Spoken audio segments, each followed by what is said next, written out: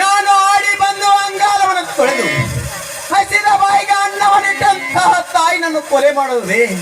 ನೋಡು ತಂದೆಯವರೇ, ನನ್ನ ತಾಯಿ 9 ತಿಂಗಳ ಹೊತ್ತು ಎತ್ತು ಹಳದಂತ ಕರುವನ್ನು ಕತ್ತರಿಸಿ ಹಾಕಲು ನನ್ನಿಂದ ತಂದೆಯವರೇ. ನಿಮ್ಮ ಹೇಳಿ ಪರಶುರಾಮ, ತಂದೆಯ ಮಾತು ಮೀರಿದರೆ ಮಕ್ಕಳೇನು? ತಂದೆ ಮಾತು ಮೀರಿ ನಡೆದವರೇ ಮಕ್ಕಳೇ ಅಲ್ಲ. ಆಗಲಿ ನನ್ನ ತಂದೆ ವಚನಕ್ಕೆ ಭ್ರಷ್ಟನಾಗಲಾರೆ.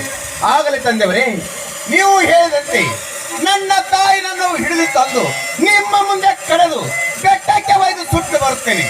ನನಗೆ 3 ವರಗಳನ್ನು ಕೊಡಬೇಕೆಂದು ತಂದೆಯವರೇ. ಪರಶುರಾಮ, ತಂದೆಯವರೇ, ನಿನ್ನ ತಾಯಿನನ್ನು ಹುಡುಕಿ ಬೆಟ್ಟದಲ್ಲಿ ಕಡಿದು ಸುಟ್ಟಾಕಿ ಬಂದ ಮೇಲೆ ನೀನು ಏನು ಹೇಳುತ್ತೀಯ? ಬೇಡು, ನೀನು ಬೇಡಿದ 3 ಅಲ್ಲ 100 ವರಗಳನ್ನು ಕೊಡಬಲ್ಲೆ ಪರಶುರಾಮ. ಹಾಗಾದರೆ ವಚನ ಕೊಡುವಂತಾಗಿದೆ ತಂದೆಯವರೇ. ವಚನ ತೆಗೆದುಕೋಬೇಕು. ನನಗೆ ಹೋಗಲಿಕ್ಕೆ ಆಶೀರ್ವಾದವನ್ನು ದಯಪಾಲಿಸಿ ತಂದೆಯವರೇ. ಕೀರ್ತಿಶಾಲಿ ಹಾಗೂ ಕುಮಾರ.